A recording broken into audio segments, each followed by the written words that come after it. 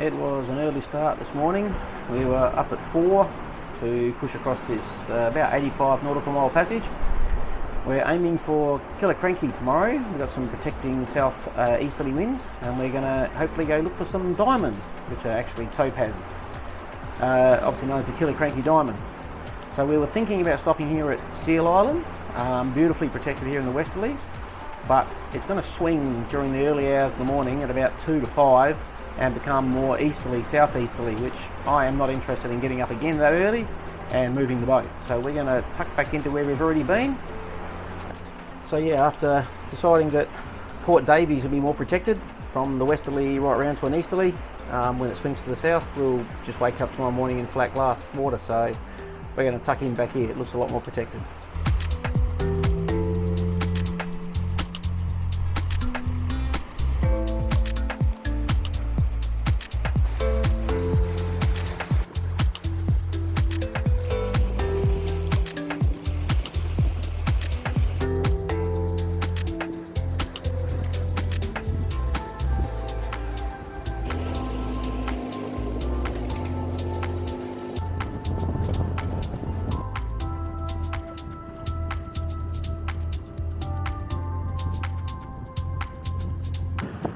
Oh, Killiecranke, quite a pretty spot, quite protected in behind these big rocks.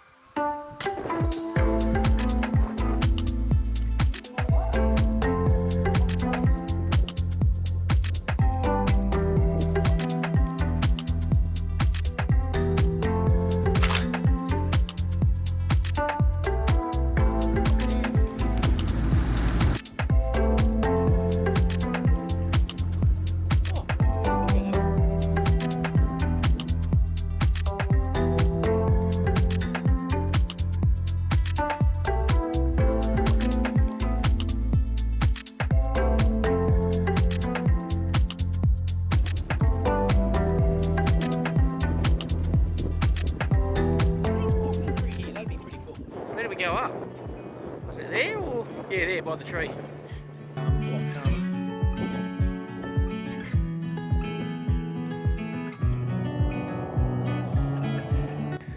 The boatyard.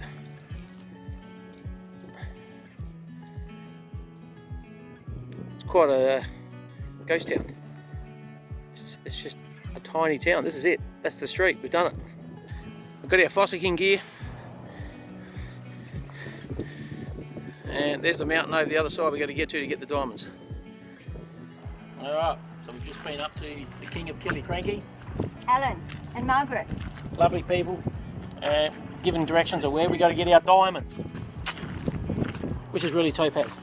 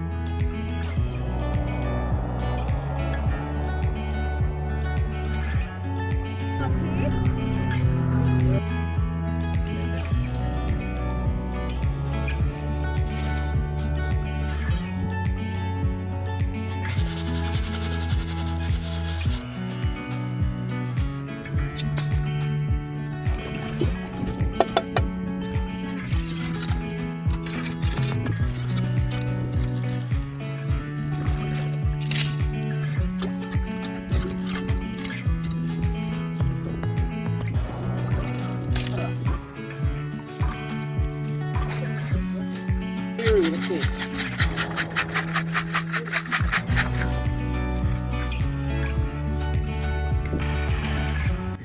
There we go. We've got everybody working hard. Everyone diamond hunting.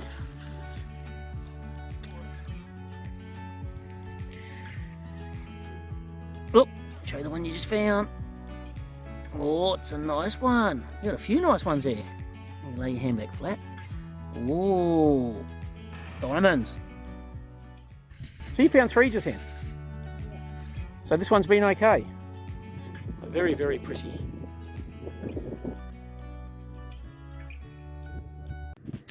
Well, this morning I'm holed up in my little front locker with my gen set. Last night we realised we had no water. That also had a sticky float, but just one quick tap and that fixed that problem. So needed to run the gen set to get some water made, and we've been having trouble with it, but I started considering it must have been a bad power supply. So I've been chasing all the wires, connections, and the plug on this unit I wouldn't say is very waterproof. So what's happened is the positive wire has corroded away and no longer exists. So yeah, this is what we're looking at. So this is the base of the plug, which I've just pulled out, and I've just cut the loom off to have a look anyway, but you can see as I was jiggling it, this bit of wire and pin just broke it off, completely corroded. So what's happened is the water's been getting in here. So this is a non-waterproof plug, which doesn't seem ideal on a boat. So what we're going to do is just temporarily join these wires for now. I'm going to order a waterproof plug and replace it once we get it.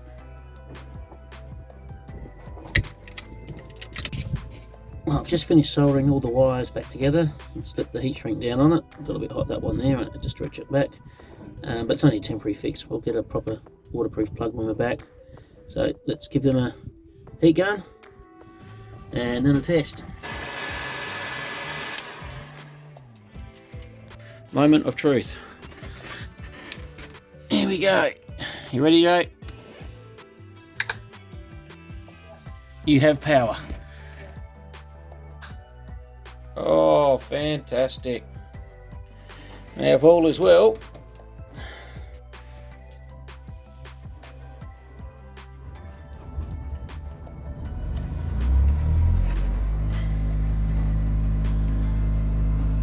beautiful. It's anchors up. Well, actually, let go of mooring rope, and we've just left Killiecranke Bay. Another miserable day in Tasmania. It's always wet for us, but we've had a couple of beautiful sunny days here. It was actually lovely. You can see there's a rain dropped out, so just passing Mount Killiecranke in the background there. Forecast is for 20 to 25 out wide, 15 to 20. So we're just running a head sail only. We've only got our little jib on, but that's perfect for handling these big winds that might hit us. So we're just putting along, and at the moment we're actually going too fast. We've got to slow down. We're going to get there too early. It's a couple of hours since we've left Killiecranke Bay, and we're now, I guess, starting to really cross Bass Strait. Getting a little bit of wind. We're getting some 30, 35 knots sometimes, but we're going basically with it. Yeah, it's just a little head sail out, and we're floating along doing 8, 9 knots at times. So we've got to slow down. We're going to get there too early. We've got to slow it down to 6.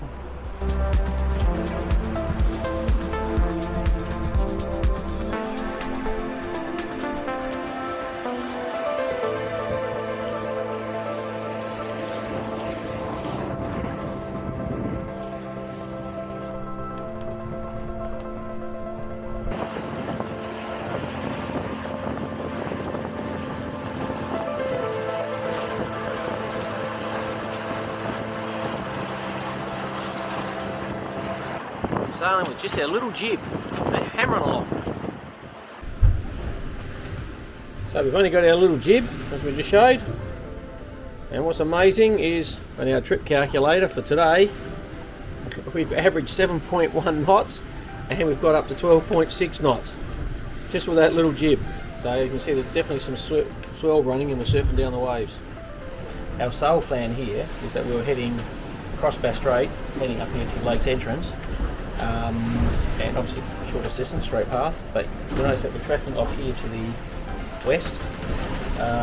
What the forecast shows is that they have a lot more wind over this side in the east area, so in the swell, and it's a lot choppier. So we're going this way, we're slightly missing it, but on top of that, these swells are running almost straight behind us.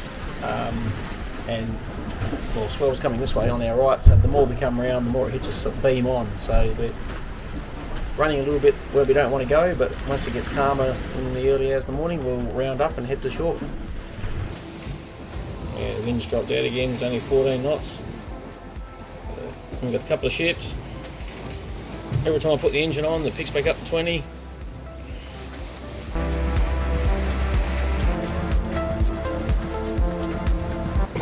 So we've got one of the oil rigs here we're just going past. There's another on the other side of us, but he's not as lit up as well.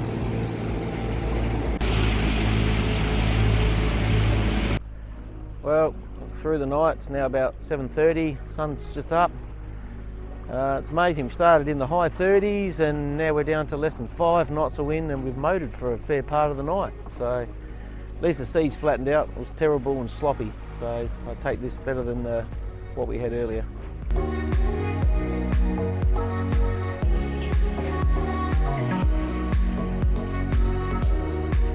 We're getting closer to Lake's entrance now. We're only 2.5 miles from the mouth. We've been tracking the dredging boat, who looks like he's just coming out to dump the sand dredge and then going back in. So we've got his track and path, following our channel. So yeah, we're about to head in. So this is where I've tracked him before. That's the dredge boat, and he's just come all the way down and he headed out, but he's just come back in again. So I'm not sure if he does it by scrapes or sucks, or he's just busy working. But we'll find out, we'll be up there soon. And they have a great webcam. I can see what's happening.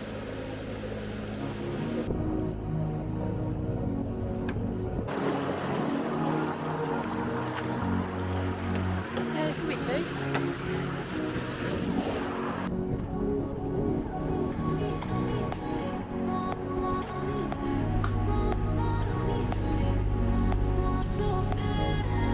So we have a boat coming out, radio is coming out, we've got the dredge doing a U-turn in the front of the channel, and they're all got something to just go for it. No one's given way.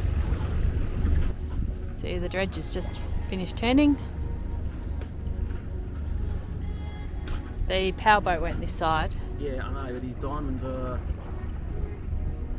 No, there's only one diamond, there's 2 balls. A blue triangle on a blue stick. Blue triangle on the background, you meant to line it up with... Oh, coming in now. Yeah, that's breaking there, isn't it? Bigger swells than I expected to come in. Get behind you. You can't tell. They're big swells. T2? Yeah. And who? I'm assuming at us.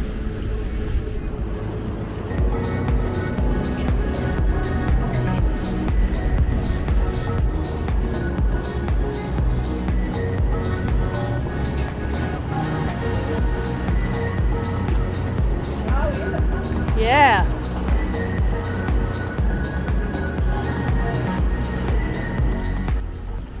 That could be really horrible.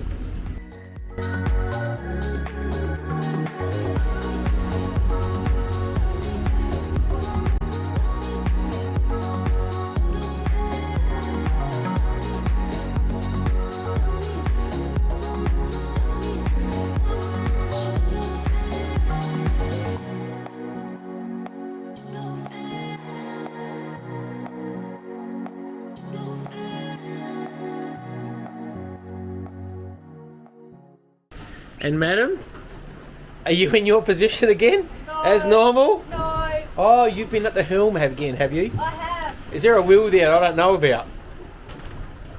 The missing helm. I'm not here. The missing helm.